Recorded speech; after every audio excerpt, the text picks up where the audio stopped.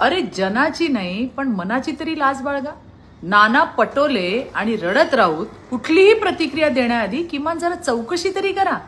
3 लेकरं सर्पदंशामुळे दगावली. त्या आश्रमशाळेचे संस्थापक कोण आहेत? काँग्रेसचे नेते.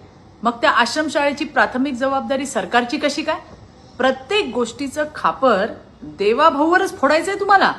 घटना समोर आल्यानंतर सरकारने तात्काळ मदतीसाठी हेलिकॉप्टरची व्यवस्था केली. तातडीने मदतीची पावलं उचलली. पण दुर्दैवाने त्या 3 मुलींना वाचवण्यात आपल्याला अपयश आलं. त्या मुलींच्या कुटुंबियांचं दुःख आम्ही समजतो. दोषी कोणीही असू दे त्याच्यावर कारवाई झालीच पाहिजे आणि ती होणारच. पण काय हो रडत राहूत, त्या 3 आदिवासी मुलींच्या मृत्यूचा जाब काँग्रेसच्या संस्था चालकांना विचारायची हिंमत आहे का तुमच्यामध्ये?